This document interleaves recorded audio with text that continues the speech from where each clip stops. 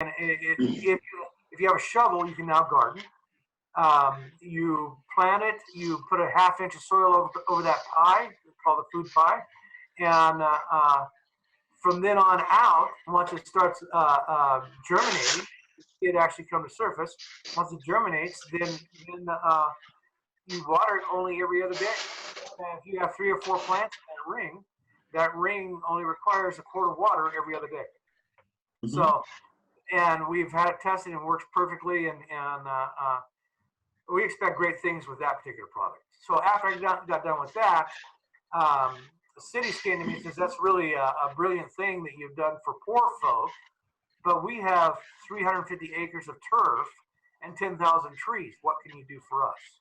Mm-hmm. So then I created this. After a lot of thought, I looked at the problem again, and one of their parameters were it had to be somewhere in the same price range of what they're using in chemical. They know chemical's bad. They don't know how bad it is, but they know it's bad, right? So I had to figure out a way to use the same existing equipment that's used currently today, and so there's no additional upcharge for them to switch over, put it on the market at about the same or less cost, and make it more effective than what they're using currently. And in order to do that, I had to go back to some really, really old history on this. It's known that compost, I mean, it's even in law in about 24 states. If you can get between 3 to 7 tons of a wide variety of composted materials in your soil in an acre, Mm-hmm. that acre will then require about 66% less water. Okay. This has been proven time and matter of fact, 66% is USDA's numbers.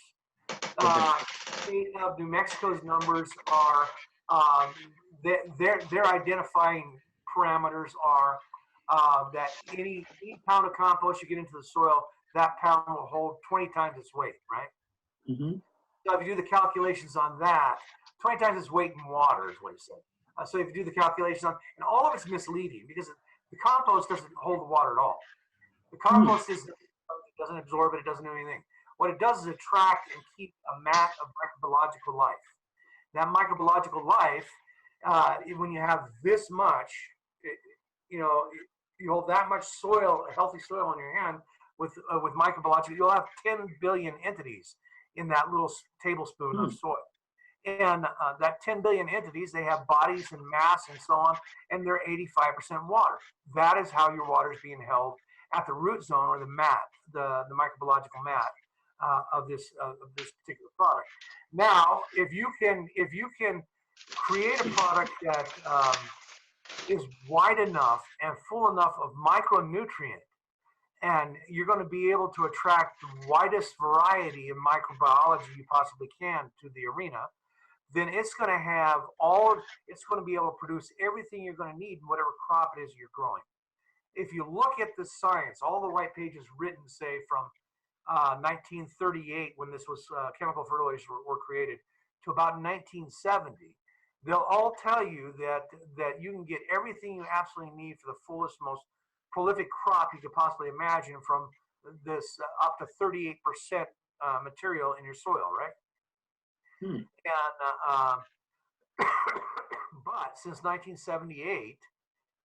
1978 on, you'll see any studies done in compost, it'll almost always run back to compost is great, but you're going to need some additional fertilizer to top things off, or you're not going to get all the nutrients you need, so this is a wonderful supplement to fertilizer, right? There is no need for fertilizer. And the reason those papers are written that way, and Robert can probably attest to this better than I can, but almost all of those papers are funded by chemical companies.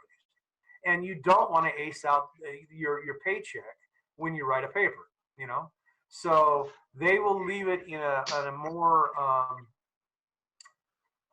or less in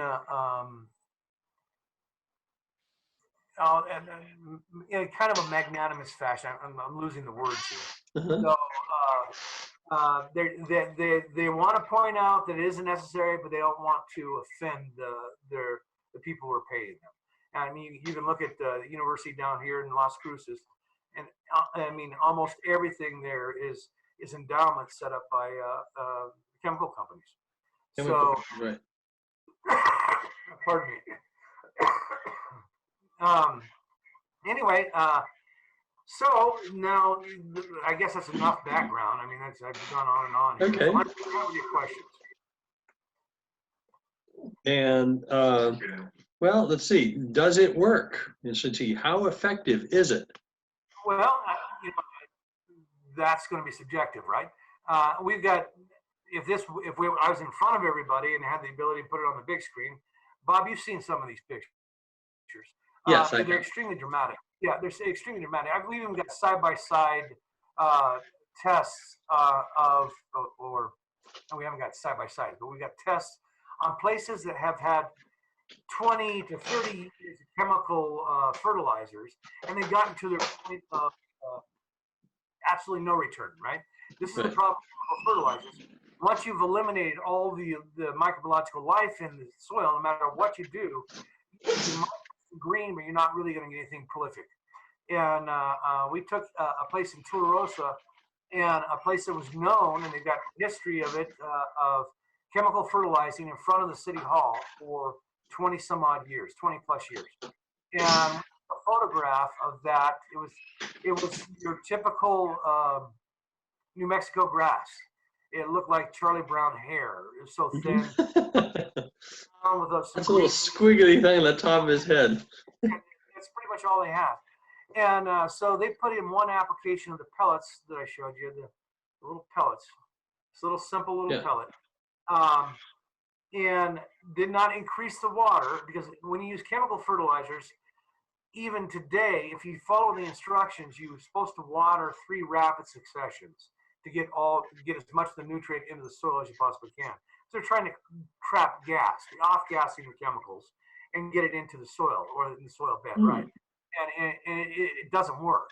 And the only thing left over is what's known as the acidic salts that creates. And the acidic salts are the byproduct of taking liquid nitrogen, introducing it into hydrochloric and sulfuric acid to create this crystalline product that we know as Miracle-Gro, or whatever chemical you want to call it. It's ammonia nitrate, ammonia sulfates, right? So when those gas off, all the nitrogen that's trapped in them, or the nitrous oxide, all that's left is the residue from the salt or the acids, which we know as acidic salts. So that becomes poison to what the remainder of the microbiology is in the soil, and they've been starved out anyway. So anyway, after putting the application on there, leaving the same watering schedule it had, which was on a sprinkler system of 15 minutes 3 times a week, right?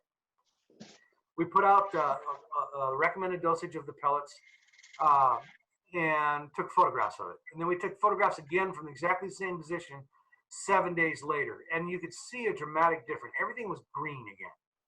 Everything had gone green. And at 28 days, it had gone green, lush, and thick like it was New England grass. And they were able to cut back the water by 33%. That's in 28 days. So to answer your question, yeah, I think it's extremely effective, efficient, and it works well. Did that answer? Oh, yes, it does. Now, why should we use it? Oh, there's what angle you want to go from. Atmospherically, if we're looking at the global climate change, right? Right. There are 3 predominant gases that are creating the problem we have. There's actually a multitude of gases, but the 3 base gases are CO2, methane, and nitrous oxide. Methane to CO2 has a 1-to-1 multiplier effect. Right. So for every pound of atmospheric gas that goes in the atmosphere, it has 1 pound. Methane, depending, I guess, from the source, now they're finding different strengths from what source, whether it's agricultural methane or whether it's fracking methane, right? Right. I'm seeing ratings as high as 138 to 1, right? Almost immediate effect, yeah.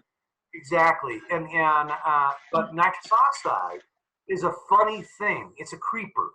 Nitrogen is one of the most prolific things we have in our system, right? But if it's out of whack, out of balance, kind of like oxygen, if it's out of whack or out of balance, it becomes deadly.